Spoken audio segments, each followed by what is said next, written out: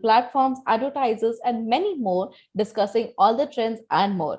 This virtual summit will look at the latest trends driving the change in consumer behavior and how it has impacted the industry's growth, covering a gamut of areas across the entire ContentTech, AdTech, and MarTech ecosystem. This summit intends on bringing all the major stakeholders under one roof and conduct meaningful knowledge sharing sessions, which helps the industry in growing. We have exciting lineup of 4 day sessions packed with some of the best names from the industry. Well, before we move forward, we request you all to kindly check out the agenda for the day on the Camp Summit website and check out the sessions planned out at the summit.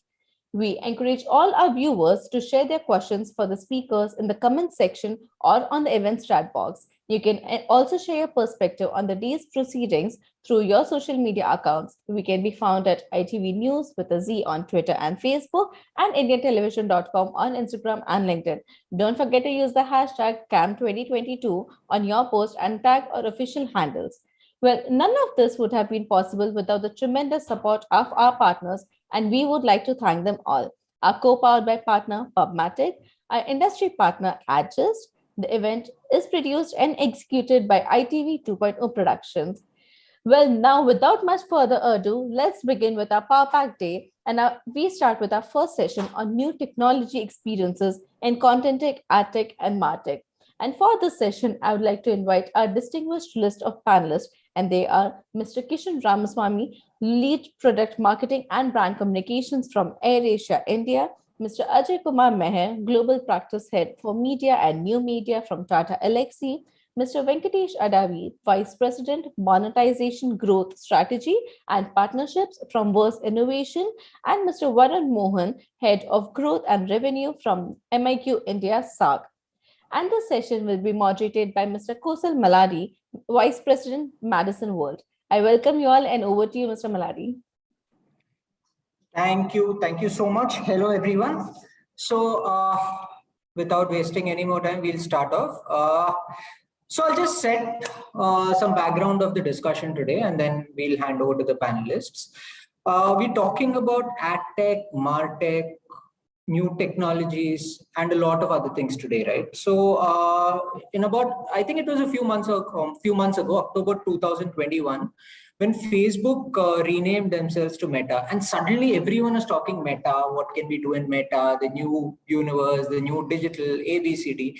But Meta is not something that's very new. I mean, we've been talking AR and VR for the longest time, right? But the question that we are trying to answer today is Meta limited to AR, VR, or is there anything else? Similarly, there are a lot of other terminologies that are thrown around. There is blockchain that people have been talking about for a while now. Crypto that has seen a lot of discussion and controversy the last couple of years. In fact, we've had a few unicorns in India itself that have been set up on the back of crypto. NFT is something people are talking about right now. So what does all this mean? I mean, for the longest time in digital media, we were very, very happy and comfortable talking about reach, frequency, leads. But suddenly, there is a challenge that we are all facing. When we are asked about all these things, we try to give our own gyan, but we don't really know how to implement it. AdTech and MarTech is becoming so important. So unless we really evolve ourselves, we might become dinosaurs really, really soon, right? So we have a fantastic panel, a group of panelists here who will try and decode this for us. But before starting off, I want to play a short 2-minute video that a few of us might relate with, and then we'll start off. So I'm just projecting my screen. Give me a second.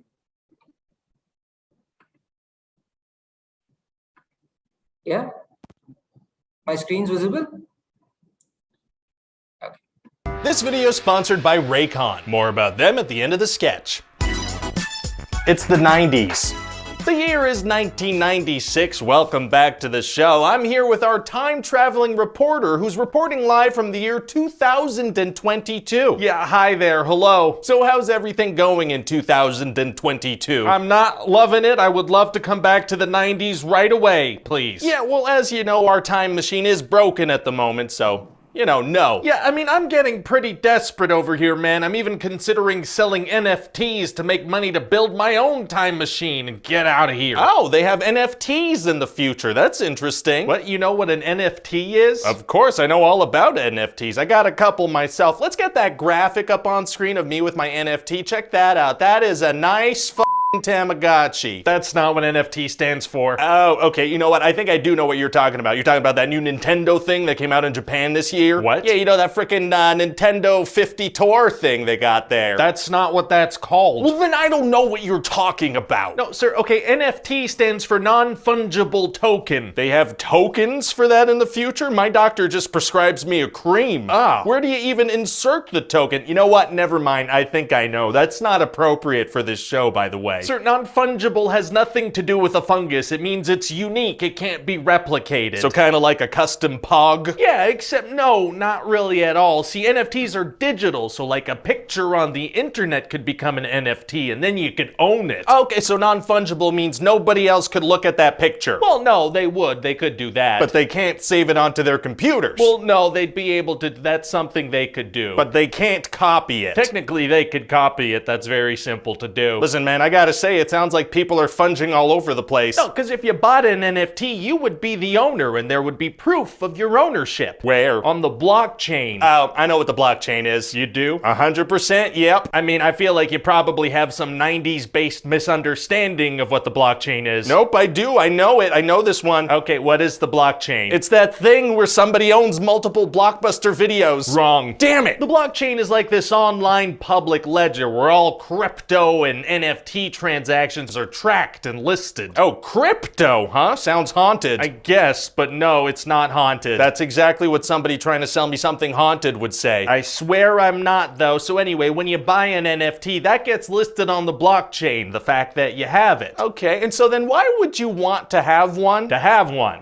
Okay. And then you could sell it. To who? Someone who wants one. And why would they want one? To have it and sell it. Right. Yeah, I think people just try to sell these for more than they bought them based on perceived value. Okay, you know what? This all sounds very made up and silly. Some NFTs have sold for millions of dollars. Okay, you know what? This all sounds pretty cool and I'd like to invest. Yeah, I bet, but that's not really gonna be possible since you die in 2004. Oh my god, how does that happen? Oh, fatally. Ah. So there are all kinds of things being sold as NFTs. Like there's this whole collection called the Bored Ape Yacht Club. And what are those? Those are, they just seem to be pictures of ugly apes that you could own. Those sound pretty stupid. That's like one of the most valuable collections. Why though? Because people want them. Right. So listen, I'm just gonna be straight up here and say I still don't really think I understand what NFTs are. Oh, same here for sure. I barely know what's going on. It kind of just sounds like a bunch of people playing make-believe. Yeah, but the same thing could technically be said about money and a lot of social constructs, all of which feel like they're teetering on the edge of collapse. Please bring me back to the 90s. I mean, it can't be that bad. It sounds like people are trading pictures of monkeys on the internet. NFTs lead to a bunch of carbon emissions and there's still a pandemic going on and everybody's talking about World War III. Oh, holy shit.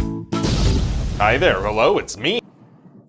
Yeah, so I think that kind of summarizes a lot of our own understanding very well.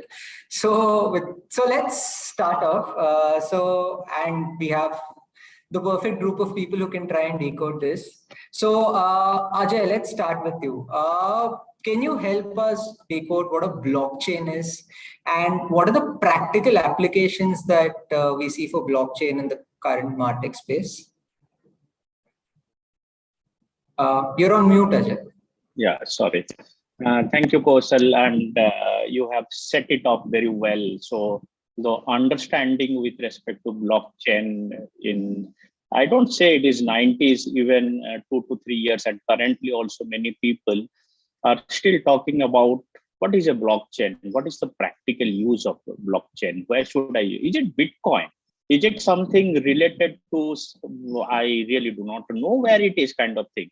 So yes, let's define it first. Blockchain is a shared immutable ledger. So something which you can, like a general ledger, which we know, it is something, a shared immutable. So it is unchangeable over the time. You can't do it. It's also facilitate the process of recording any transactions and tracking any assets. Assets can be anything over here, like a digital assets, a NFT, a piece of bitcoins, etc. It can be anything like assets in a business network. So is the asset is only maybe only the digital things?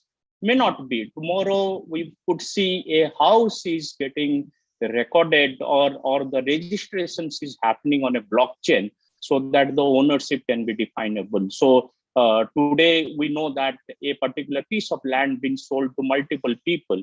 If all our transactions are happening on a blockchain with a fraction of second, if a particular land somebody wants to sell it, and then who is the actual owner of that particular thing. So like that, it's actually track who is the actual owner of any assets in a blockchain network. So giving this as a definitions, let's talk about the context over here, a content context, a marketing concept, or even an advertisement concept over here. So let's put it in nutshell, a entertainment zone.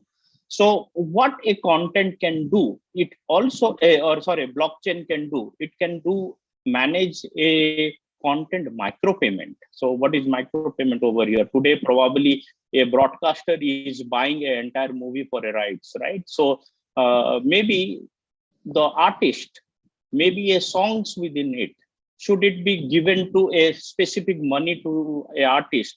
That's level of micropayment it can manage in the future. Right distributions and tracking. So I am a content owner. I would like to give this content to various people and all these things. Is it the rights been given to multiple people? Can I track it? Is this been used the way a agreement is talking about? That's something I can use blockchain in a very, very effective way, so that it will not go on overuse. In case it is gone, immediately it is recorded, alerted, etc. Royalty payment is one next level of usage over here to the star cast, artist, etc. And that's something very nicely we can define all the stakeholders of a piece of content over here, and we precisely know what to be paid on a particular usage of that particular content. Bringing your video NFT based marketplace, or today we as artists might be creating lot of assets, digital assets. Might be a choreographer is creating a steps, choreographing a particular steps and creating a NFT out of it. So somebody putting on that particular steps on the NFT on a blockchain. If some content creator wants to use that particular dance step for their uses, they can pick up that NFTs, and the artist can get the payment on the basis of usage. So like that, you have actually a various usage, and in fact, the current most of the business situations can be moved to blockchain for a better usage over here. So maybe picking up couple of impacts on a Marcom industry or a entertainment industry, maybe on the content. Think about esports today. Esports is platform driven. So if I have a particular esports, all the players are playing in that particular platform only. Can I interoperate all the esports over here and create a marketplace over there? Look into OpenSea as a marketplace, which is an NFT marketplace over here. Pick up Animoca. All this kind of esports marketplace is doing wonder, where the players are getting their real worth over there. They know about it. They are getting paid with respect to that.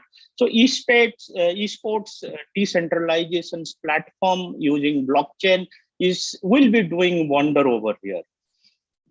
Coming to say maybe a India specific usage, which could be a very, very useful usage today.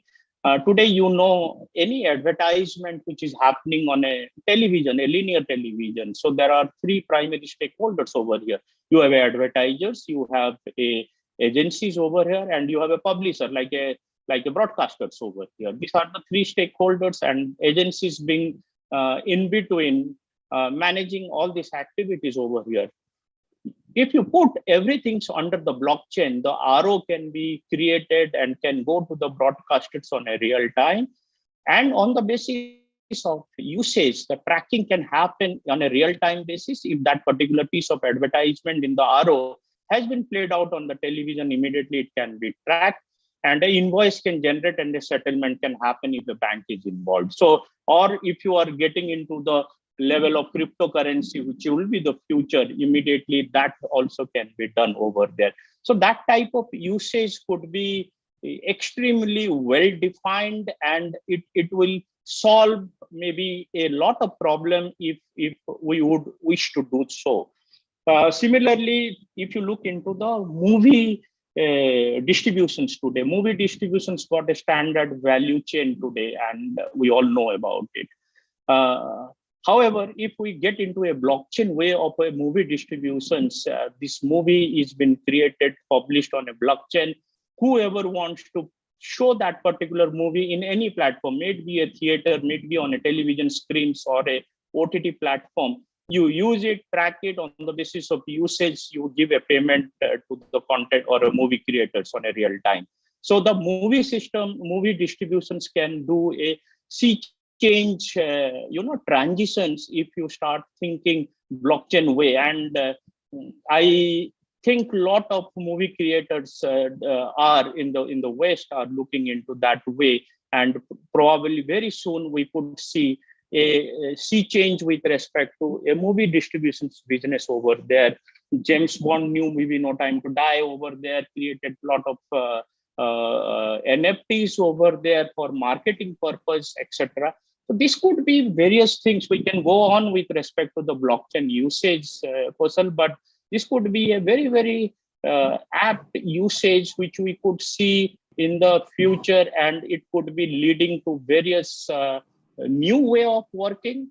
The value chain will be changing rapidly over there, and it will be definitely for the betterment, and we will see that changes is coming up to us very, very quickly. Hope I have to answer you. Absolutely, absolutely. So you've actually listed a lot of interesting cases about where blockchain can be used. Before moving on, I just have one query. What if you have to describe in one sentence, what will be the biggest advantage that blockchain would bring versus our current way of operating? Like one sentence to summarize all this. So decentralized, ownership driven. Okay, so you know the owner. So the chances of forgery will be going up completely. And since the ownership will be driven and a real-time usage. Perfect, perfect. Thank you. Thank you so much. So now I'd like to bring Varun into into the forefront here. So Varun, from an AdTech space specifically, while of course Ajay has addressed a lot of business cases here, we are talking AdTech. Are you seeing anything happening in the AdTech space using blockchain? Thanks, Kosal. Yes, absolutely. I believe Ajay already mentioned a couple of pointers in terms of how that ecosystem gonna be transforming in terms of where the buying and the transaction between the agency and brands and the publishers gonna happen. So that's on the trading side of it. I would like to bring on the consumer or the brand brand opportunity standpoint, how AdTech gonna play a role. So firstly, it's a stimulator of real world, right, with better experience and engagement. So AdTech will definitely gonna follow the similar lines in that system.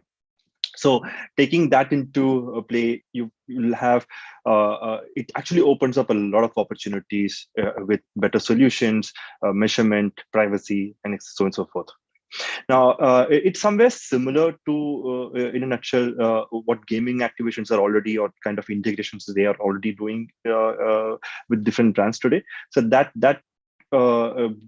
I mean, when things open up in a larger scale, it will definitely gonna have far more engagement or experience focus units. Like it can open a wide range of inventory, like billboards, video opportunities, something which a brand experience kind of areas, plus radio stations. So these all properties, like again Ajay mentioned, would be either on NFTs and etc. And for the brand to engage. Now, so let's take a step back in terms of not just the inventory and opportunity part. What gonna power the whole system is the complete user experience tracking for a brand. Right now, today, for if I take an FMCG as a category, they are facing a lot of issues in terms of from where the data coming back from distributors, offline channels. They have multiple touch points in terms of reaching to the consumer. So it's like they don't have the exact details where and what kind of product and what kind of geo which is happening. In fact, so that is something which is going to change the dynamics completely for in that tech space. So brand would have a lot more ownership in terms of the consumer behavior and engagement, and have loads of data touch points which will help them to plan their whole media activation based on that. So AdTech going to play a vital role in terms of the measurement side. So if I may put an example like automobile, let's take Hero MotoCorp. Just give an example. They have, dealership across India, right? There are many walk-ins coming to different dealership. They have different queries. They have different kind of checking the different kind of brands or vehicles and etc. Be it color, be it variant, etc. Now that data is literally not coming back to the brand owner, the Hero MotoCorp. Now in this environment, they will be able to identify where the users are coming from, what kind of variant, what kind of color, what kind of model, what kind of preference do they have. In fact, based on that, they will be able to create that custom code of communication or engagement with the user. So it's going to be far more. The wastage of media would be literally controlled, and with far more engagement or driven opportunities. It's going to be the next play which going to happen. So AdTech gonna play a very big role in terms of the whole ecosystem of connecting the user engagement to the brands. In fact. Correct. So, Varun, actually, a couple of interesting things you said, which I want to probably dig a little deeper into. One, you said that it'll, and that's what you spoke about right now, about helping in mapping the complete user journey. Before that, also mentioned that it will lead to a lot more privacy and it will address the privacy concerns to a large extent. Aren't these two kind of counter-intuitive and going against each other? Because if I'm ensuring user privacy, and the brands are also able to track me better. So how would the two of them work? It's about two ways. Like now, consumers prefer customization. So privacy and customization slightly, there's a thin line difference between both, right? So a lot of consumers prefer customization. Now, from today, from any platforms like OTT, Netflix to any other platform, consumer, like for example, if I log into Netflix, I would want to see what my preference, the content which I consume, right? So that gives me a better experience. The similar way, if I log into my wife's account, she'll have a different experience or different kind of content altogether. So that is something which, as a consumer, we always prefer. So privacy is where I don't want my data or my behavior to be compromised on an external or with a third party. That is where the privacy play a role, right? So as far as the data is not compromised, it is something which the brand going to take the ownership of the whole engagement. I think there is the customization going to continue in a bigger way, but with control of privacy, because there is no data leak which going to happen in this environment. And also, just to add to it, now in terms of AdTech, also the programmatic as an angle would play a bigger role, because right now the programmatic, a lot of automation is already happening on the programmatic side. But as Ajay mentioned, the whole the transaction trading going to happen through programmatic even in meta environment, right? And also one of the key change what I've been reading recently been the viewability. Now how the viewability is tracked on for a display or a video ad going to completely change for in meta environment, because it's going to be more of a eyeball tracking mechanism, that's been we're talking about. So I think overall it's going to be interesting time. I think only time will see how things going to change, and what we see right now definitely it'll be far beyond what we expect. Yeah, thanks so much, Varun. So in fact, it's interesting you mentioned a couple of points towards the end, which actually lead me perfectly well to the next question. One, you spoke about people prefer customization and they do not want data lakes. And you also spoke about eyeball tracking and getting closer to the consumers. And that both these points remind me of Facebook and now Meta, because they were probably responsible for the largest data leak in the recent past. And also now they're trying to get even closer with AR and VR and Meta trying to capture the consumers, trying to capture every moment of the consumer. So maybe we can now would be a good time to get Venkatesh in. So Venkatesh, what's your opinion on AR and VR? Do you think it's going to go mainstream in the near future, or we still have some time to go? We've been talking about this for the last half a decade or more already. Yeah, you're right, Kaushal. We've been talking about AR and VR for a very long time. I think what has really helped one technology move faster than the other has been the sheer access of that to consumers at large. And from that perspective, I think AR has gone quite ahead in terms of adoption from people who both consume content as well as marketers who want to use it to talk about their brands and products.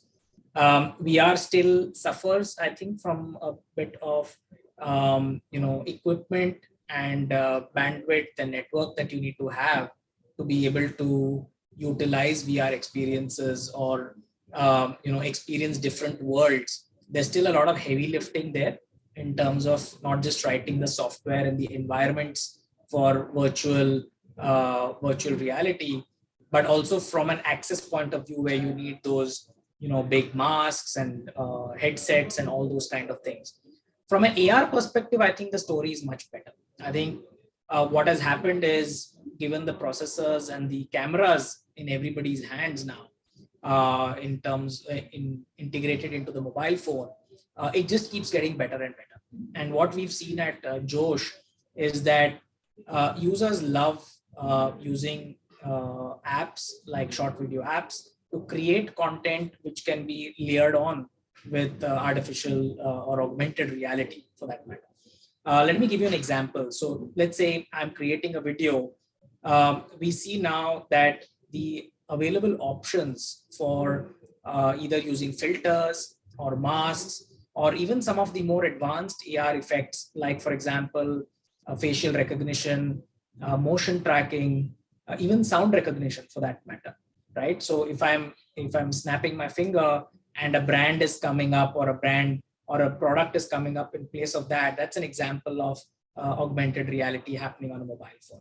I think we've all used a lot of short video apps to create content where we have hats and masks and other filters coming in, making our videos look more interesting. Let's say you're creating a video around Holi, you could create filters which show color being thrown at your face.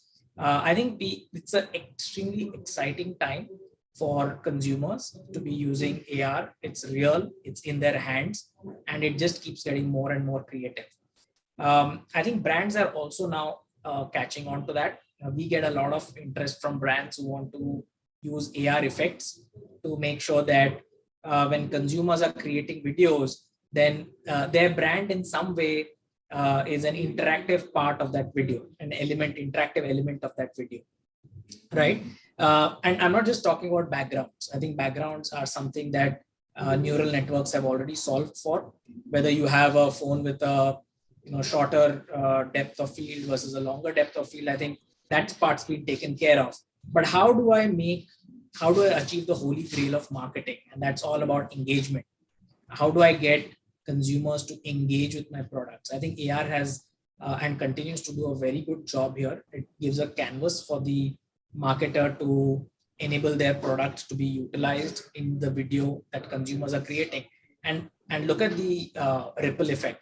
If millions of consumers create videos using the brand's AR element and then share it with their friends, you have so much more of earned media that's coming your way, just because of the friends, family, and the network that I have of my friends on the app, right? So it's a tremendous tool. It's gone way ahead in terms of adoption from a consumer perspective.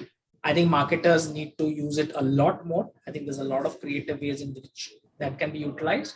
And finally, coming down to the point of, we have a lot of companies now even enabling real-time AR superimposed on videos that did not use it in the first place. Let me give you an example. If Kaushal is creating a video standing against the wall of his apartment, tomorrow that wall serves as a green screen for an AR application, and that green screen or the wall behind him can be used to talk about products or services that Kaushal may be using or maybe talking about in the video, right? So this technology, I think, has gone far ahead. And the best part of it is that consumers in the millions are able to use it, given that they have the mobile phone in their hands and applications that support it. VR, I still feel, has a way to go. They need to solve for all the things that I mentioned earlier. So I think exciting times ahead. Brands need to do a lot more of engagement related activities, and AR is a fantastic technology to enable that.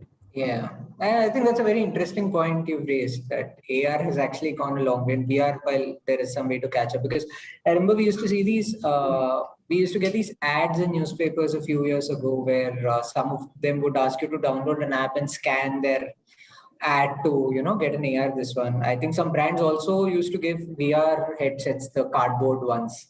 So yeah, we've actually definitely come a long way from there. That's right. Great. So Kishan, maybe you can come in here.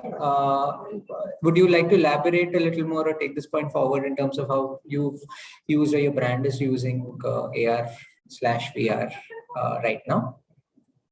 Of course. Good evening, everyone. I think those are some great points and use cases that Venkatesh just touched upon. And for us, we definitely see it adding value. And it's not just AR and VR, it's the metaverse that we see adding value to a brand like ours, right? So metaverse is basically a combination of AR, VR, but with a real world economic model. Now, in general, we are seeing a very obvious trend where people are more receptive to having virtual meetings than physical, right? Especially the corporate segment. Where they don't feel it's necessary to be present physically for an office meeting anymore. This perhaps opens up people to have experiences outside the workspace or home, moving away from laptops, wanting to be present at a setting where you enjoy outdoor activities, etc. I think that is important for us as a brand, and that's why we've been focusing on creating experiences that our audience would appreciate, like being digital first airline, giving gourmet meals, quality meals on board. And with metaverse, there is a unique opportunity for us to perhaps create something virtually, which essentially break barriers and opens up aviation that is too complicated for a first-time flyer. For example, even just after booking a ticket, right, there is check-in that you'll have to do. You have to pick your seats. There is other things like when you go to the airport, it's a whole different world altogether. There is security, there's baggage, there is boarding pass that you have to get. Then you'll have to look at your gates. So for a first-time flyer, he might just train mein chala jata, right? So what if we create that entire airline and an airport experience on the metaverse, where you are not scared, where you're free to explore and learn on your own? For us as a brand, I think it's an opportunity for us to show what they can expect from us as well. So I think it's very interesting use case, and this is something that we see coming in the very near future. And that's how I think that AR, VR on top of metaverse will add value to our brand. Yeah, so in fact, I want to dig a little deeper into this. When you say metaverse is, of course, metaverse is about doing a lot more than AR or VR. But do you think you will need the glasses to actually experience the whole thing, or can you do it without even the glasses? Because I've heard arguments on both sides. I think it's not necessary. It's just about what kind of experience that you want to have. When you have the glasses, perhaps it becomes more immersive. You feel that you are right there, experiencing it. You turn your head, perhaps it will turn as well. But in a 2D setting, you're basically clicking on your monitors, right? So it's about preference, I guess, but works either ways. Yeah, because there are some brands we work with, right?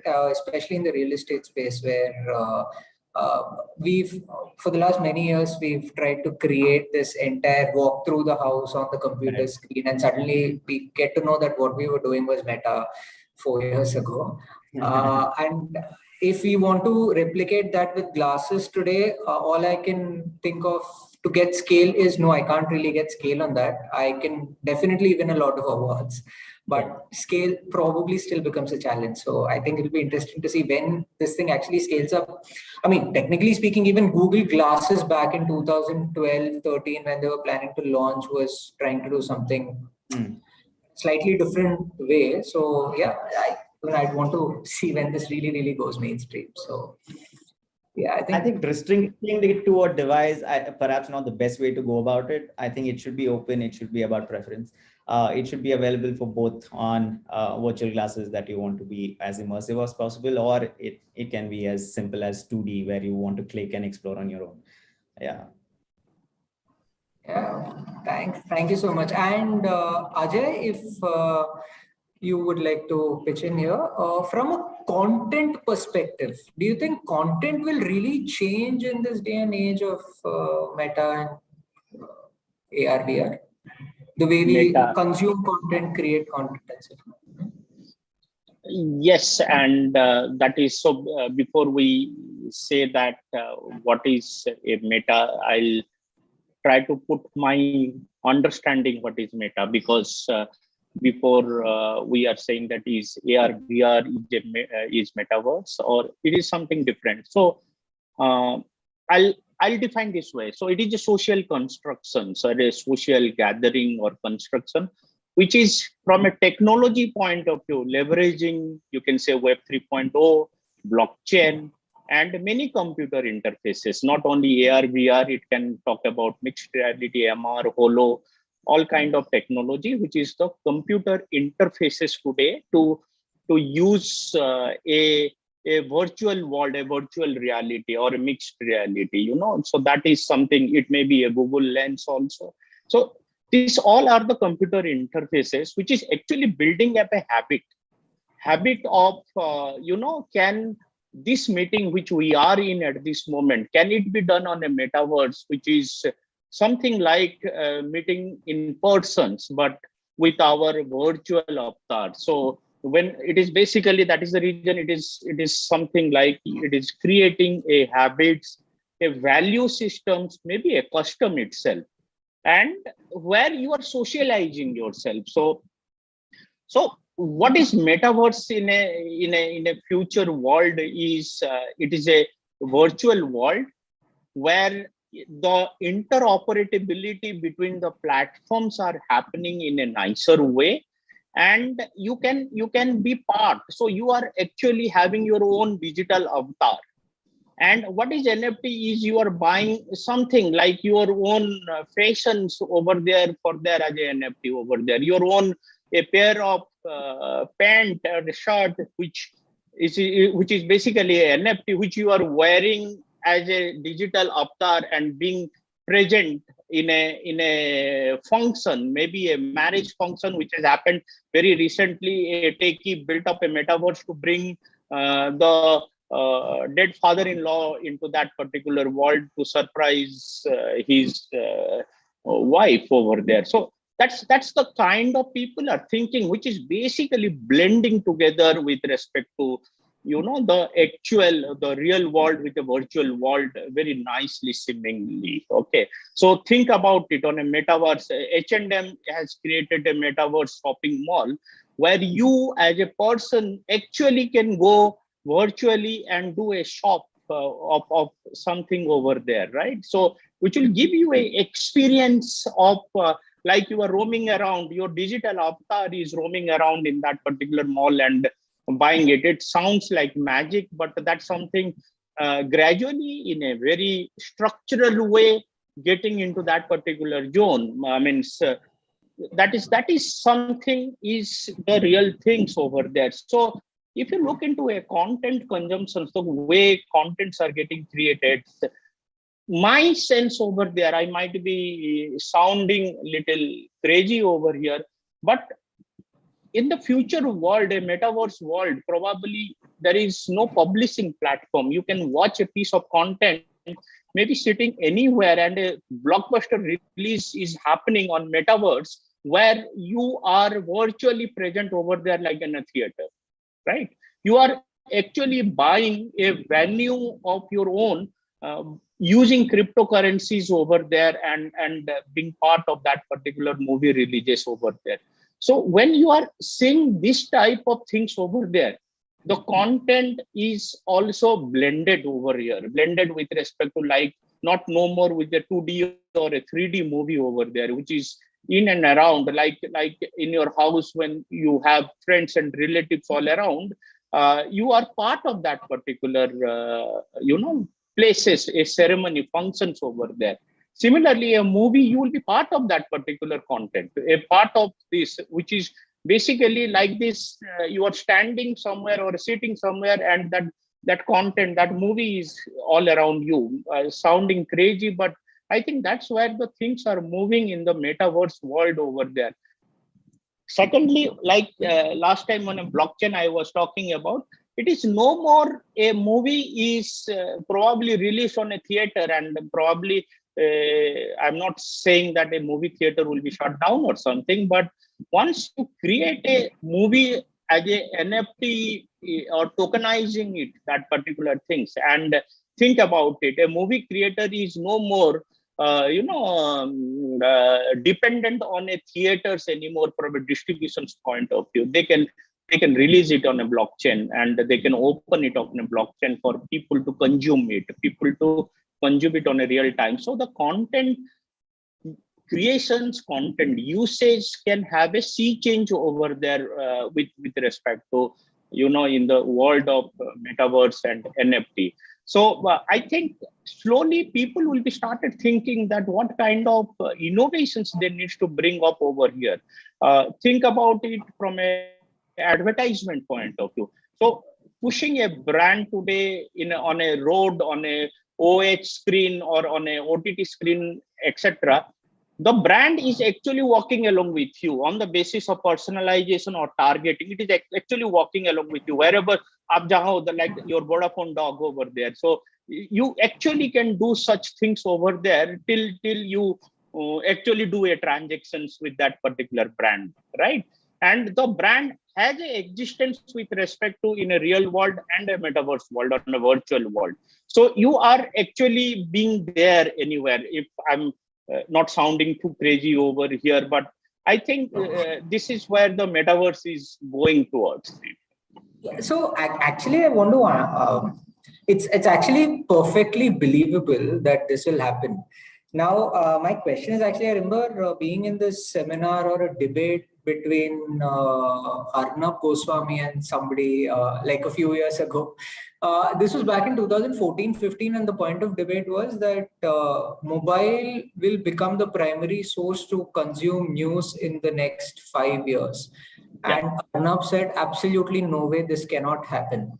Right? 5 years down the line, it's not so unbelievable. I mean, that it's happened. And obviously the tipping point was the geo revolution, as we call it today. Right? Yeah. So while this is all believable about metaverse taking over our life, where is the tipping point?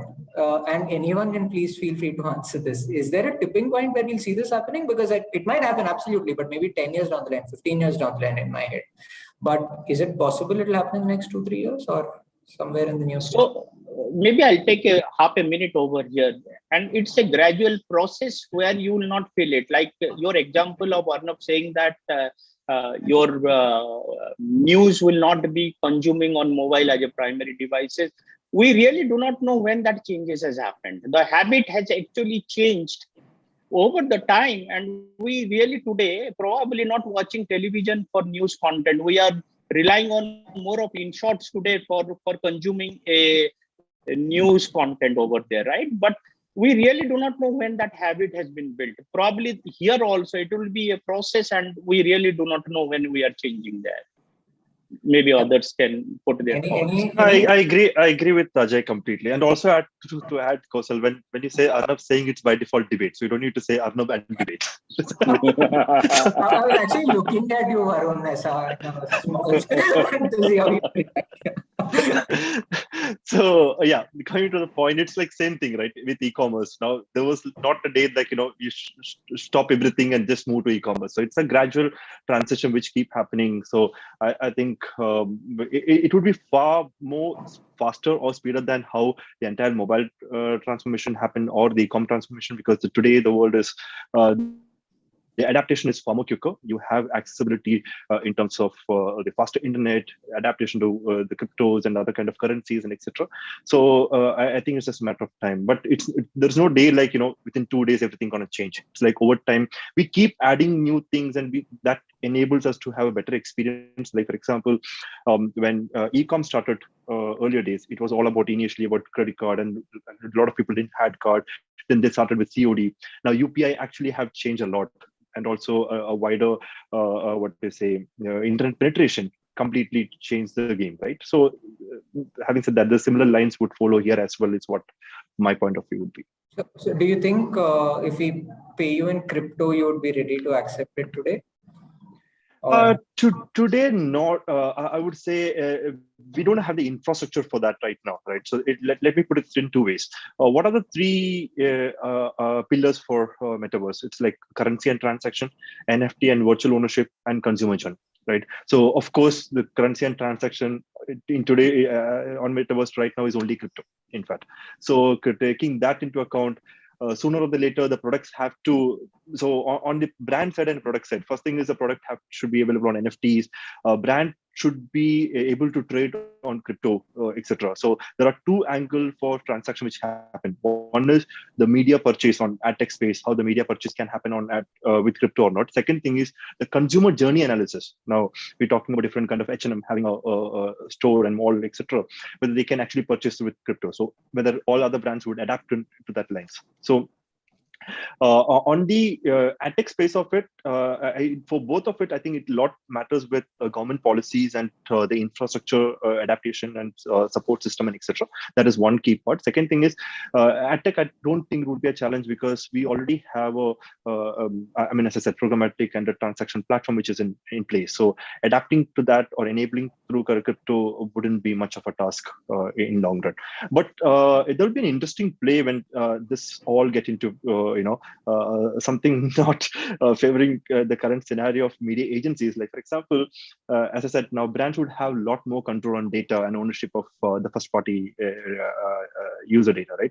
When that happens, and then transaction making it far more easier in terms of the purchase speed, the consumer through automated manner, the role of agency might drastically change. It won't be the same, the media agency, what would operate or how it operates right now, because there could be going to be a lot of tech play into that, or it can completely, or probably top clients can adapt an in-house model of enabling this, entire user journey part of it. So I think that's something which we need to probably wait and watch how it's going to be. But I think one of the agency, Hawas, have already created the 69th village in sandbag frame. So I think that's gonna be, as far as I know, they're gonna create an experience center for brands to have different kind of ad units or different kind of ad experience for brand kind of thing. So I think, yeah, only time will say how that's gonna change. But having said that,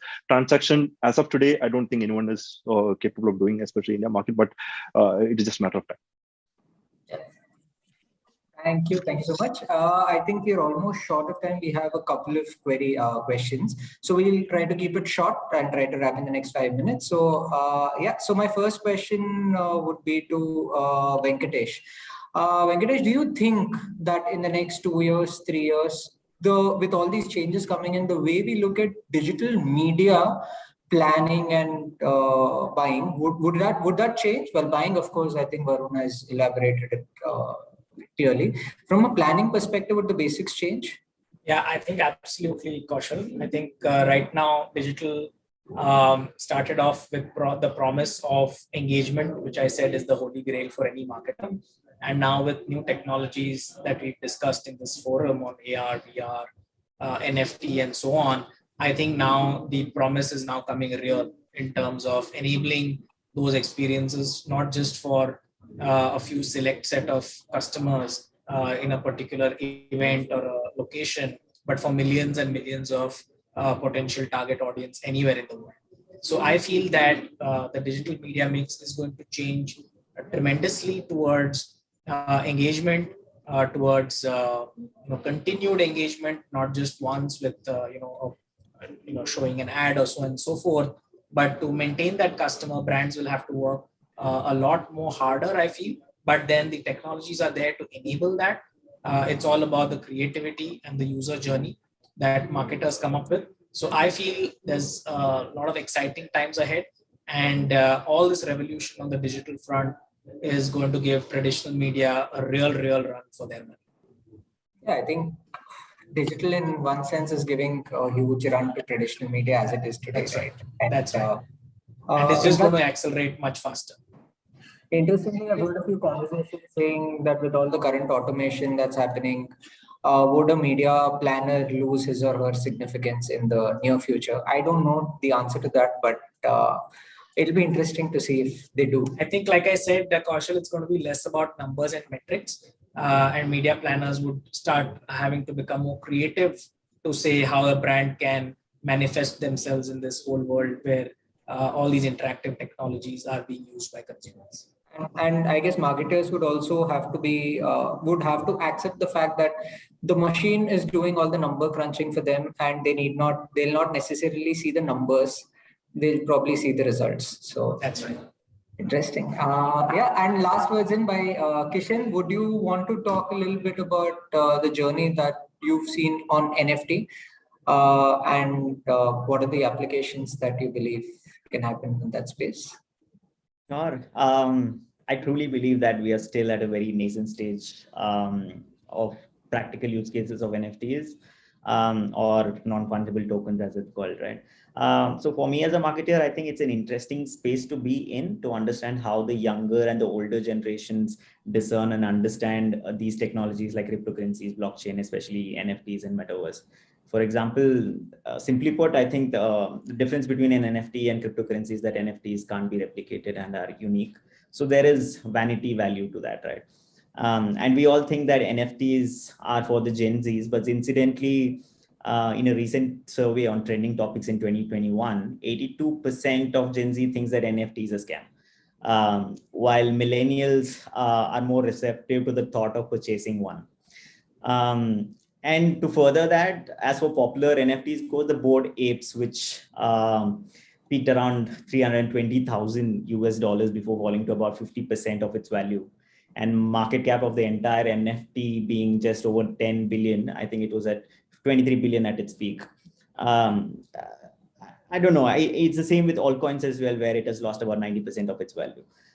So is this a matter of concern? I believe not, because for me, this is normal, where there is always hype around new technology before people getting onto it, market has to stabilize, etc. But for us, it shows that people are willing to try new technologies. There are enough early adopters and enthusiasts or even casual investors willing to invest, explore, and even if they don't understand it fully. A lot of these purchases are probably trial, and that is good to know as a marketer. But the challenge is, how do I convert trial to meaningful, long-lasting, and valued experiences that sticks with the consumers, right? One of the use cases are online games. I think the most popular one is Axie Infinity has generated about $4 billion US dollars through in-game NFT purchases and trade. And then there are unique use cases like fan tokens, which turn a passive fan to an invested fan, where one gets an opportunity to be part of decisions and influencing team's future, etc. Right? It could be as small as choosing the color of your team's jersey or whom should the athlete fight in the next UFC game. I think that is something brands have been doing really well, especially in FIFA and as well as UFC. Closer to my brand, perhaps in the airline industry, let's imagine that I have an NFT, which is a fan token. We could empower our guests in influencing the next destination that they want to fly with us, or the next meal that they would want to have on board, or even the music that they would want to listen on board. So it basically giving opportunity for our guests to be involved in decision making. I think that's a use case that is well explored in NFTs, and I think that will grow in the near future. It's just about understanding what's construed as value by the consumer and how do I, as a brand, leverage that in the form of NFT or any other blockchain technology. Thank you so much, everyone. So I'll just quickly try and summarize some important, interesting things that we spoke about. We spoke about basically blockchain primarily being about decentralized ownership, right? We spoke about how it leads to a lot of privacy, but at the same time also gives the marketers a lot of control on the consumers' data. So I think for me, that was a very interesting point that actually Varun mentioned among all the others. Venkatesh mentioned a very important point about AR catching on, and we are still having a little way to go. Kishan spoke about the customer experience. I think Ajay raised a very interesting point where he said that it's all about blending the real and virtual through Meta, and that's the big story for Meta. Of course, we've spoken about infrastructure, the need for infrastructure, the need for continuous engagement, and so on and so forth. So before leaving the panel today, I just have a very quick poll.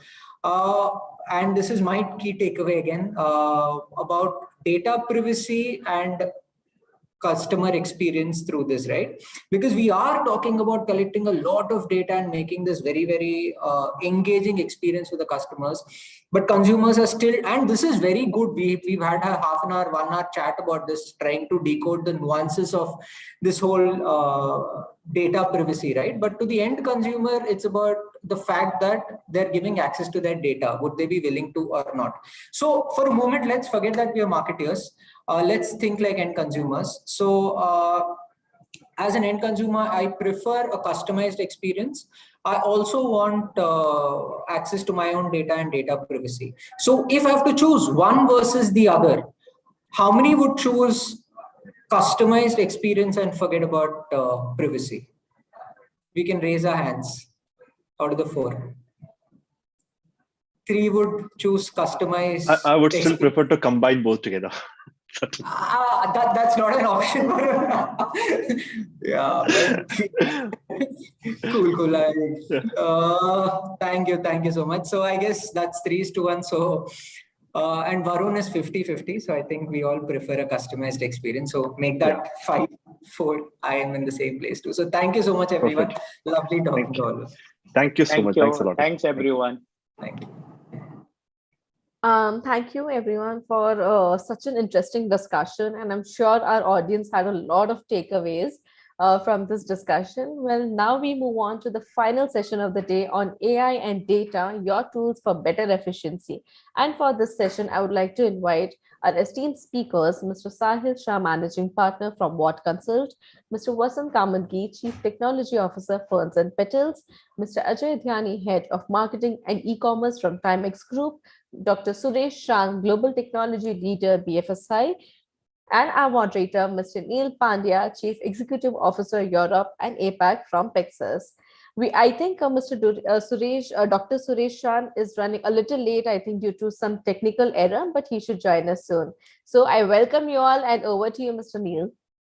Thank you so much, Neenal. I think just inform us when Dr. Suresh is going to be around, so we all know what to ask and whom to ask the right scenario. So firstly, thank you team Cam and IndianTelevision.com guys for inviting all of us for an interesting conversation.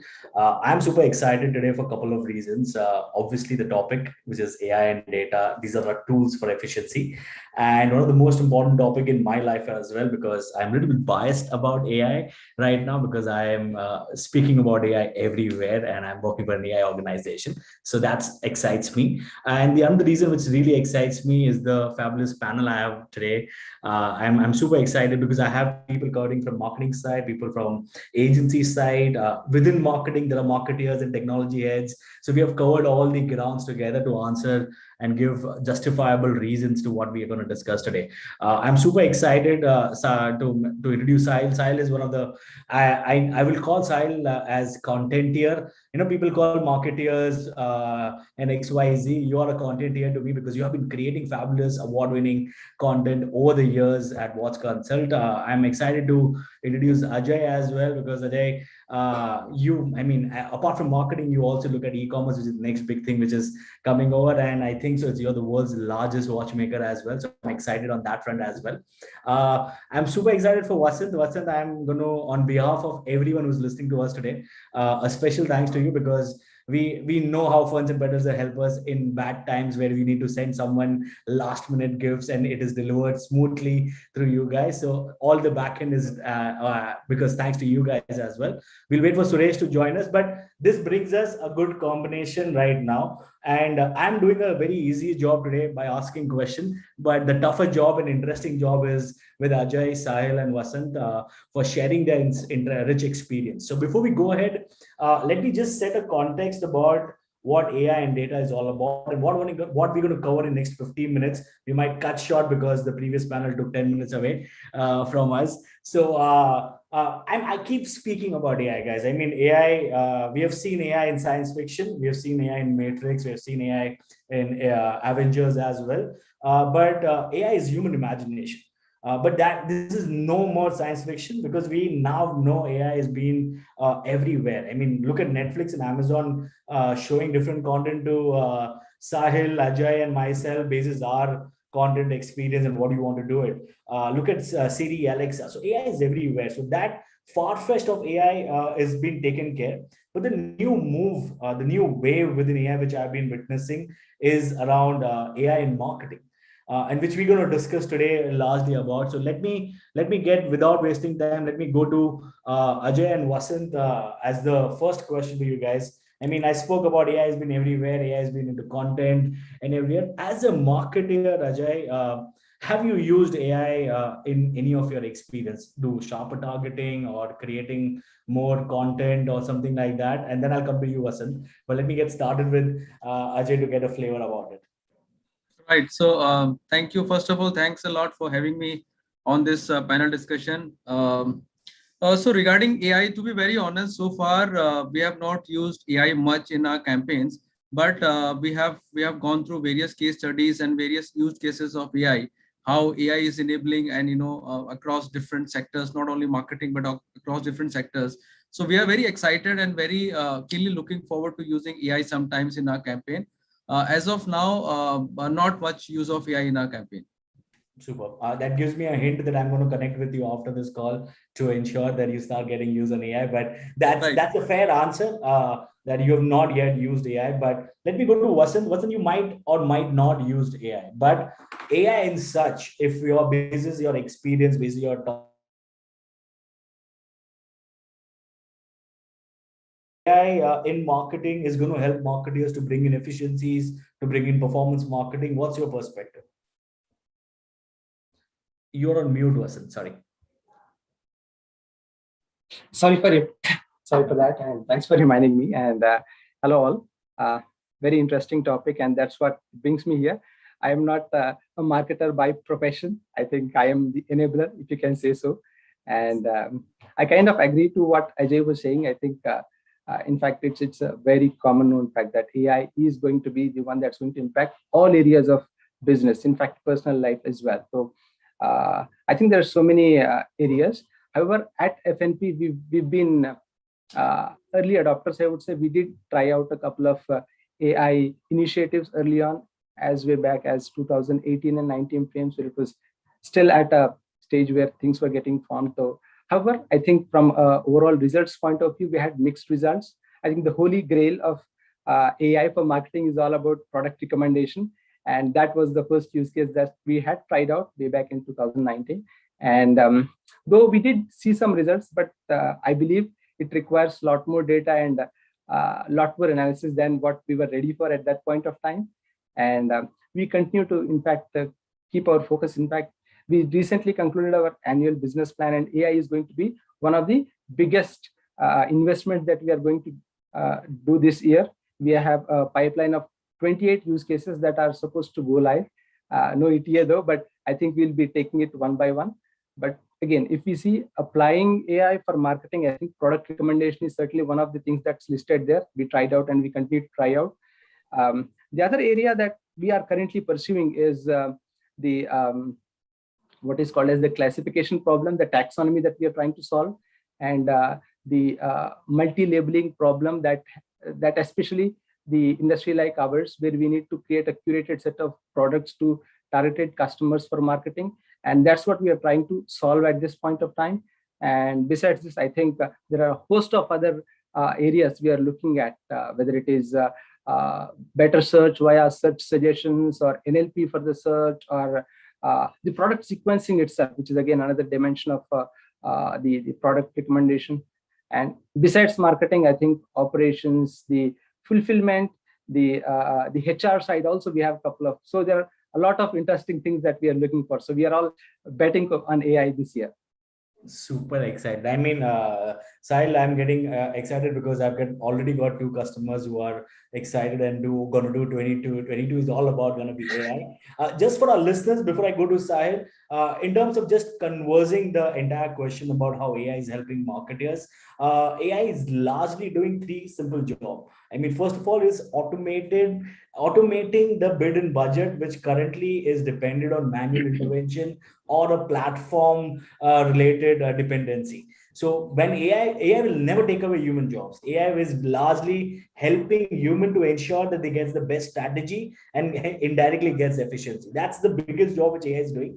The another job of AI which is doing a sharper targeting. I mean, as lastly Vasant mentioned, that we know the universe is big, but who and what are the people to whom we want to target is what AI will help you. It will develop cohorts, ad sets for yourself, and it will be more efficiencies from that perspective. And lastly, what AI also does a fabulous job is creating more and more, I would say, personalization at a scale. So, I mean, if Sahil is interested to gift his sister a gift from Ferns and Petal, he should get the right recommendation with the right personalization. I think that's what AI is helping marketers to do, which is the need of the hour. So that sums up on AI. Let me go to Sahil. Sahil, I mean, I'm really interested to see the awards behind you and to listen to a lot of content which you have created, which has led to your organization win those awards.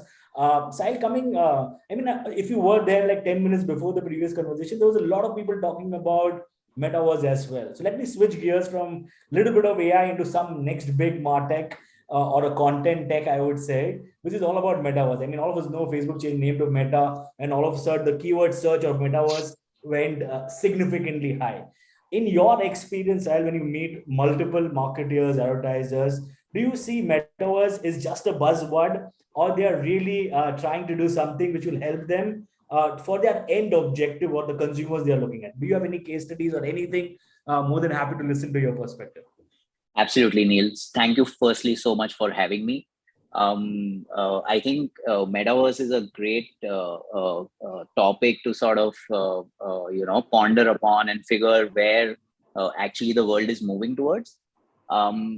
In my little research of about 9 months into the space of Web3, metaverse to me is still a fad, and frankly, I get it that the next generation of users on the internet maybe don't want to look at the screen but experience it, and maybe we're all too old to come to terms with it. But I think it's still a fad. I don't know whether it will scale to an extent where there'll be millions of people into a metaverse existing and living and interacting and possibly doing a lot more social things. and that is still, time will only tell. One of the dovetail or a segue from metaverse is what has happened over the last decade or even more, is the whole gaming community, right? And gaming, and I've heard many gaming folks who come and tell me that, listen, it's just Zuckerberg who's announced Meta, and that's why the whole metaverse has become very famous and this and that. Gaming already had a lot of metaverse elements inside it. If you played PUBG, you know that there are a lot of social conversations you could have with fellow players onto a game, and it is an environment, right? Just that gaming had or still has not gone to an extent where it's become virtual reality and augmented reality combined, right? So we don't have that many from a hardware point of view. We're not prepared yet with scale. So how mobile came in early 2010 till right now, and how the prices of mobile went down, data went cheaper, all of that has not happened in the virtual reality space. So in my head, essentially, marketeers right now, and there are some marketeers who've done stuff which is interesting in a way. For example, some people have opened stores, like for example, Nike globally has opened a beautiful Nike store. It's so cool, it's so happening. But my question to Nike is, how many people are going there? And what are they doing inside that store? And is there any ROI that's coming out of it? Maybe not, because very early days. Like Nike, there are a lot of other brands that do some form of sponsored events. They've built their virtual showrooms and so on and so forth. But I'm not sure where is the critical mass right now, and how does it sort of therefore get Ajay, Vasant to put their money where it is, right? So that's a little bit of a conundrum, if I may. Also from a life cycle, just one last point is the life cycle point of view, right? So we were living in an analog age, then we went to a social age. Now we've moved to a fairly digital age with the whole COVID impact on increase in gaming, OTT, all of that.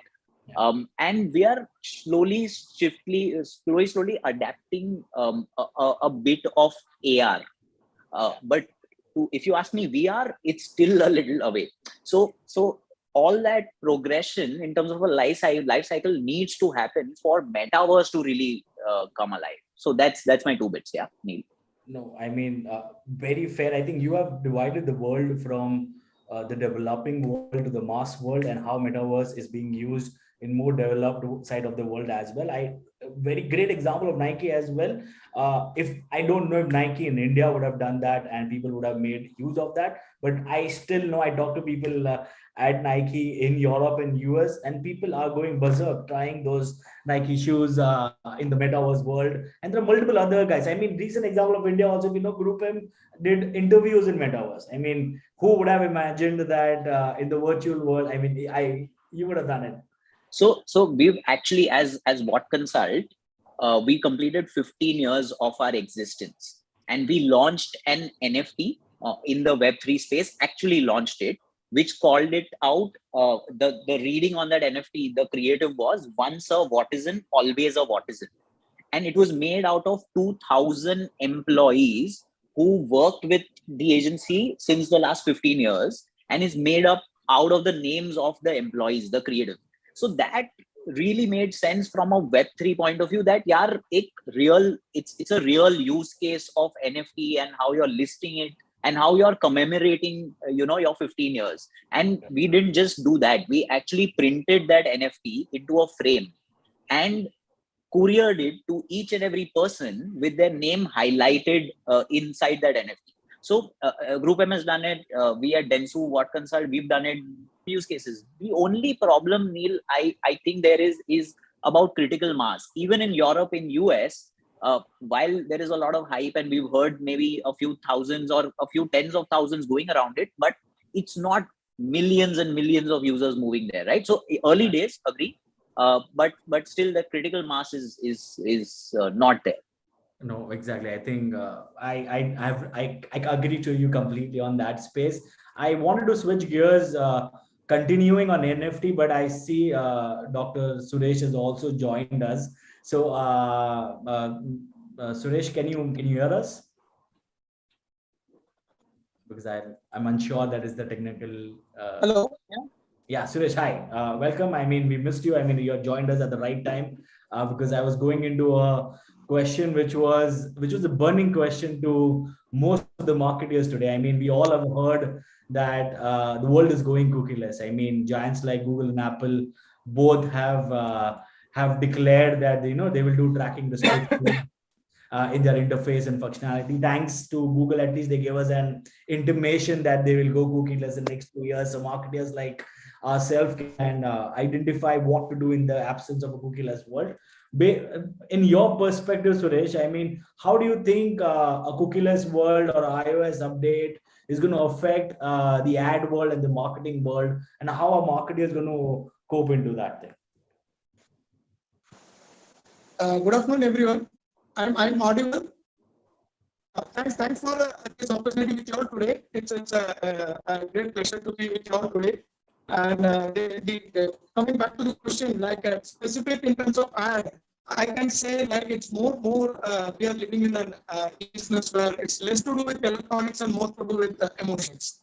If the emotions are captured and if we are able to deliver it and we are able to get connect, that's when the reality comes in terms of the expectations of the both consumer and the corporates. So we can say that dramatic in terms of information which are transferred from corporate digital towards customer digital, where every individual customer is treated as corporate nowadays. So the kind of focus and the kind of engagement, or even to connect to the customer, we should know how important the emotional connect matters a lot at the end of the day. Especially when you try to connect with the rural customers, again, it requires more in terms of behavior, in terms of business benefits, which affects part of Bharat. That's the way we see more in terms of connecting people and trying to get engaged with them.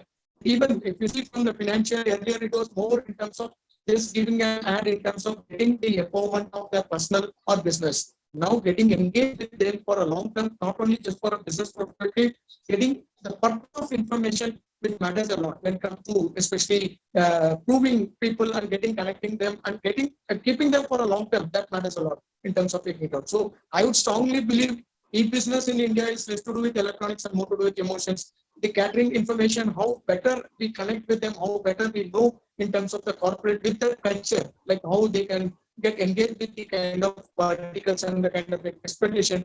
That's purely based on that expectations part of it. But we see very few companies do take up, very few corporates do focus more in terms of seeing the all routes of channels, trying to collaborate and trying to get engaged with them. And they are very successful also. Even if you see from the post-COVID expectations, part of the customers getting engaged, they are not looking for an advice, they are not looking for money, they are looking for something of a more of wisdom in terms of information, which gathers a lot and create them to engage to get more in terms of the expectations part of it. So I would say it's more of an earn to pay model. Let them to earn so that we can pay for them. So create that information which matters a lot for them, not for just as a general person.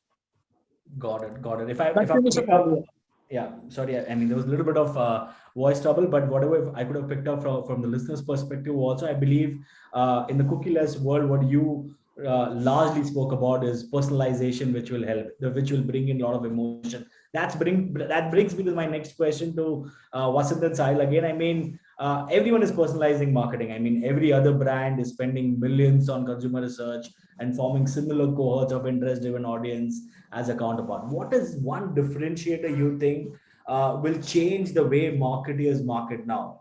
Can you support, I mean, any of your example? Do you think, I mean, I will start with Vasant, because Vasant, I'm definitely sure that in the industry in which you work, personalization is very important. So how and what you have done, what's a differentiator in terms of personalization which you have been doing? Right. I think I can think of two dimensions of how a marketer can make a difference, especially when all of them are using the similar cohorts and they probably are doing similar kind of personalization. However, I think a lot of teams take each of these as a dimension. I mean, you personalize or you use certain cohorts, but the moment you combine these two into a single element, you end up seeing that the number of combinations are so high that you need to put in a lot of variations of how you end up presenting it. So ability to do this at scale is, I think, one of the biggest differentiator. Attacking each of these dimensions individually will probably yield some results, but doing both of them as a combination and doing it at scale is going to be the differentiator. And besides this, I think one more area I see is the entire purchase life cycle, the customer journey life cycle. People end up applying this from they end up probably stopping at the pre-purchase journey, but how do you take it forward? How you account it into the entire NPS process, so that we end up getting a much better view and being able to service the customers and the segments for a longer duration at a much better efficiency. And I think this is also something I feel will make a lot of difference in how effective a marketer can be in applying these two dimensions. Definitely, I think 200% agree to this. I mean, personalization, because in my experience also, I have always seen that one size does not fit everyone. I mean, if you pick one creative as a brand marketer and want to show it to 10 different cohort, it's definitely not going to do. You will have all your parameters like reach, frequency, CPMs, efficiency, but you will not have conversions if that's your end objective for you. That brings me to Sahil. I mean, you mentioned about a great NFT personalization about your employees and everything. Can you highlight any other case among your clients who have done differentiated personalization content and how it has benefited them? Thanks, Neil. So I'll speak about a couple of clients. One is a client that we work for, and one is a brand that I've seen do personalization at scale. So I'll start with the one that we handle. So Vivo Mobiles, which is a mobile brand in India, they came to us with a brief saying that, listen, we have let me take a step back. There are two kinds of brands that exist pretty much from a personalization point of view. One is a brand that is like a Ferns and Petals, where the entire journey, which Vasant spoke about, right, from marketing to post consumer purchase, also how do you take care of it and how do you personalize to the T, is one brand. And the second is brands that do not have a lot of e-commerce presence per se. A lot of their business is off the internet, and how do they sort of use personalization at scale to manage? So Vivo is obviously in the second quadrant from a digital point of view, while e-commerce is a segment, right? Essentially, what they came to us with a brief was that, listen, hey, we have Ranveer Singh, and we're doing this television commercial shoot with him, and we have 2 hours of his time to do a personalization at scale campaign. Now come up with the idea and figure it out. Typical client brief, right?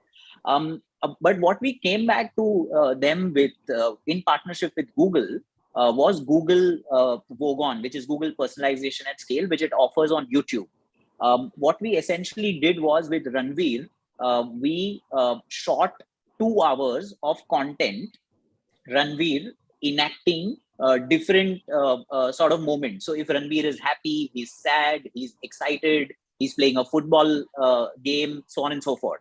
And then what we did was we customized each and every cohort in relation to if Ranveer is going to be happy or sad and so on and so forth, to the YouTube ad that had to be placed on YouTube per se. So from a personalization point of view, I think we came up with about 550 different video ad combinations that didn't just have a super and a call to action, but it actually had the protagonist or the actor inside it, personalizing it to the content that the viewer was going to watch post watching the ad. So that was a very interesting one that we did, and we actually did it at like 1/10 the cost of a television commercial budget, right? So very, very awesome use case. Won a lot of awards for us and so on and so forth. So that's one. Second, what I've seen is Flipkart. My God, the crazy scale at which Flipkart does personalization for their Big Billion Days. It's just commendable. I think they've recently what I'd seen is them doing a campaign that involves regional celebrities from A grade to even B and C, all forms of influencers, where they've created content at scale understanding obviously a lot of the marketing side of the cohorts, and as well as their platform side of the cohort, which is enabled by first party and so on and so forth. Beautiful stuff, which is an example of how a campaign which is TV led at scale can still be personalized exactly where you want it to be and exactly how you want it to be. So I think these two examples I'd really want to put out and talk about. No, I think, I think we have been living with such examples, Sahil. I mean, Wogon days or director mix, I think Google has been selling that to all of us for years now. And I think now I know it is your baby, which you have done it and won awards at Google. So great stuff. I mean, personalization is important. We have 10 minutes more. What I will do now is, Ajay, as I've asked you the least question since now, I really want to deep dive certain things in terms of data privacy and GDPR. I mean, we all are listening to this word now and again. I mean, in your organization, I'm sure that your legal team is on your head while you're doing any marketing activities. That is the data private and are we not doing anything stuff? So in that space, how do you tackle this thing? I mean, GDPR is there, data privacy is there. Indian data legal laws also have been launched recently. There is California, some legal laws also already there. So how are you as a marketer ensuring that you're doing job right in the data privacy world as well? Just wanted to listen to your perspective. Right. So you rightly mentioned being a public limited company in India and also a US multinational. So we follow both the regulations, which are absolutely critical for US market as well as for Indian markets. So what happens, although we follow stringent legal rules from our legal team, so I just give you my perspective and my experience. So we have forms of data available across different departments. Those data is available in different silos in a way that we are not able to put that into a proper form and utilize in a way that a marketer should be utilizing those. But of late, I mean, we have used those data to amplify our campaign, maximize our ROI and all. But we have also seen in our category, particularly in case of wristwatches, where the repeat purchases are not that too frequent. For example, once in a year or maybe twice in a year. So data privacy comes absolutely handy, because we would not like to bombard consumers or not like to, preach their privacy and also follow the legal rules. We also get a lot of emails from the consumers where they specifically ask us to remove their data from our system, and they want an acknowledgement and confirmation of the same. So as a marketer, as a very conscious organization, we are quite aware of the fact that consumers really like brands who respect their privacy, and all the customization, all the communication, automated campaigns and everything that has to be done in a way that we are able to respect their privacy and yet able to achieve our marketing objectives. So data privacy is absolutely important, and I think consumers these days should not be bothered too much with the communication, frequent communication, automation and all. I mean, as a consumer, when I receive a lot of communication from different brands, I certainly lose interest. I certainly lose sight of the fact that what is being customized for me, or what is being targeted as an automated ad for me. So in a way that it's very essential for a marketer to understand that thin line between how you create that connect with the consumers. At the end of the day, the marketer's job is not just to serve that impression or push that notification or push that communication across about your offers and all.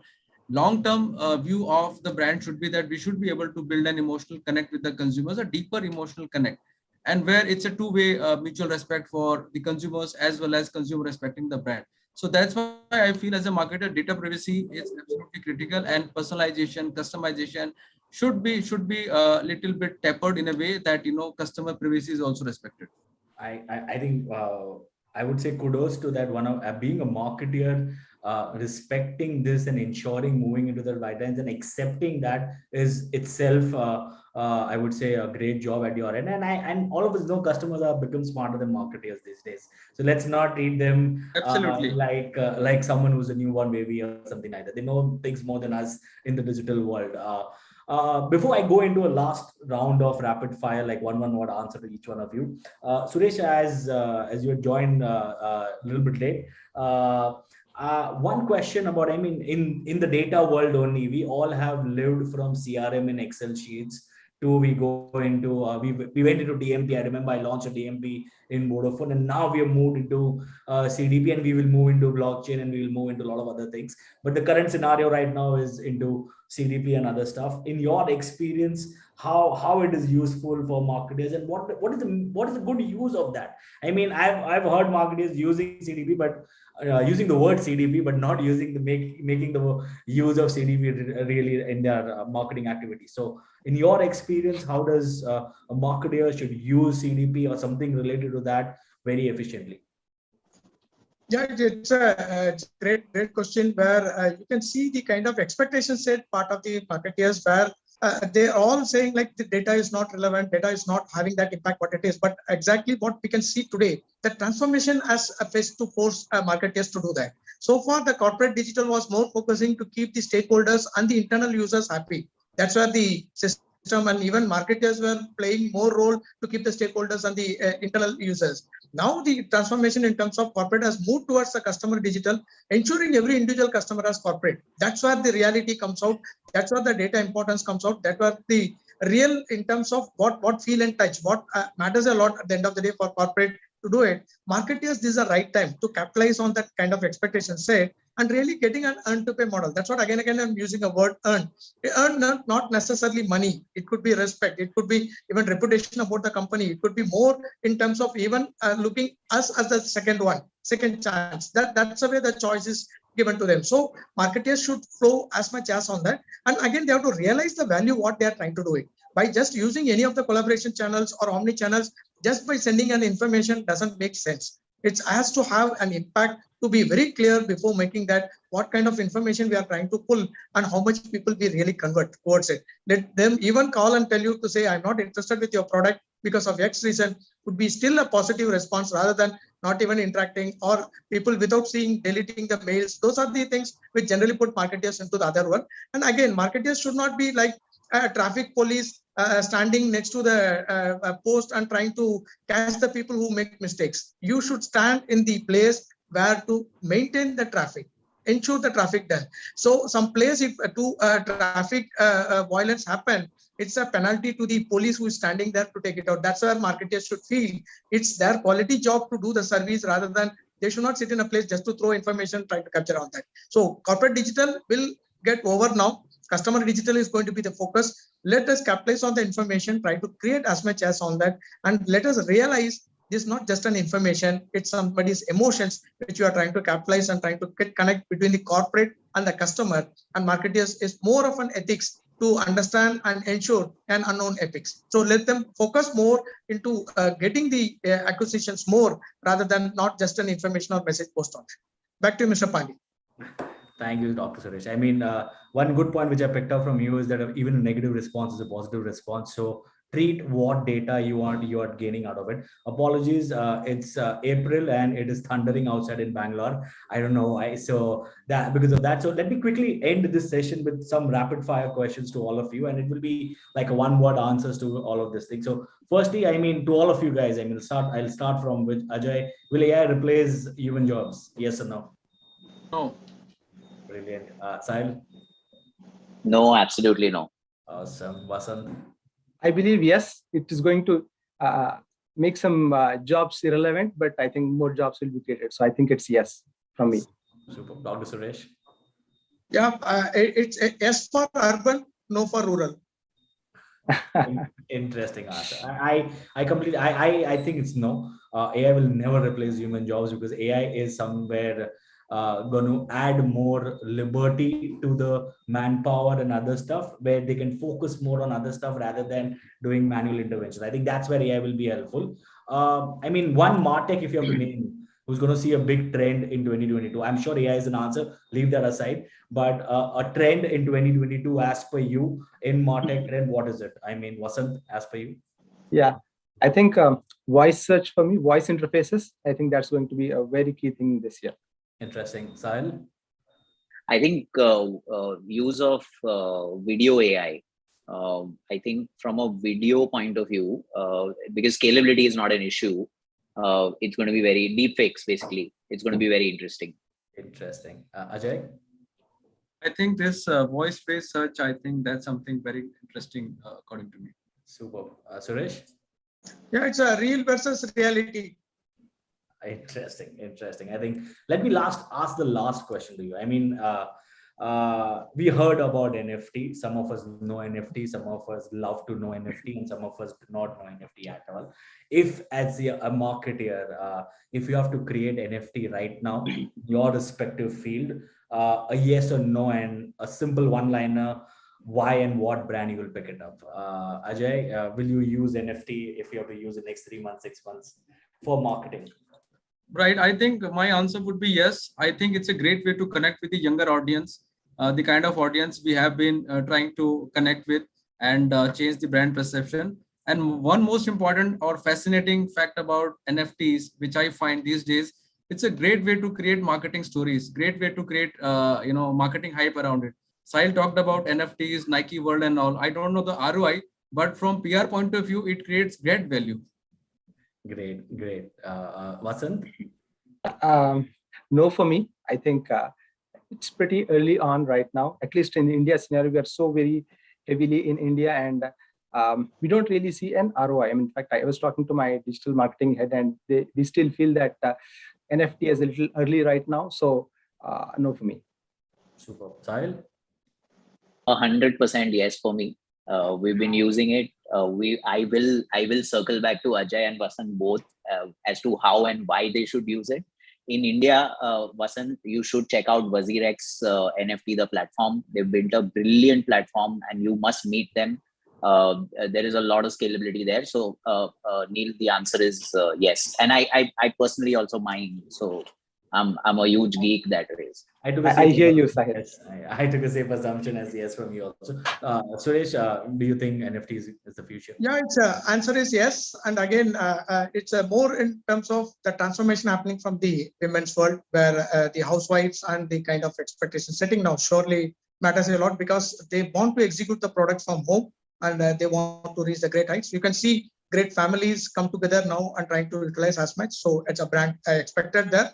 And surely post-COVID, you can see a large transformation from housewives and the people who run the families sitting at home. It's a great platform. Interesting. So firstly, thank you so much, everyone. I think it's a pleasure talking to everyone. I had some interesting facts which I'm going to take home, and I'm going to reconnect with all of you guys after this as well, not to sell anything, but just to share more discussion points on you guys. So thank you for your time, guys. Over to you, Team Cam. Thank you. Thank you all. It was pleasure being here. Thank you everyone for such an insightful session. And well, that brings us to the end of the Camp Summit 2022 Day 2. And once again, I would like to thank our partners for their tremendous support, our co-powered by partner MarTech, our industry partner Adjust, and the event is produced and executed by ITV 2.0 Productions. Well, we start the Day 3 of the Camp Summit 2022 sessions tomorrow from 2:30 p.m. onwards. Check out the agenda for Day 3 on our website. On behalf of IndiaTelevision.com Group, I would like to thank all the speakers and viewers for taking out your time to join us today. We hope you had a fruitful time. Do share your feedback with us. Use the hashtag CAM2022 in your post and tag our official handles. We can be found at ITV News with a Z on Twitter and Facebook, and IndiaTelevision.com on Instagram and LinkedIn. We look forward to host you tomorrow at 2:30 p.m. Have a pleasant evening. Thank you.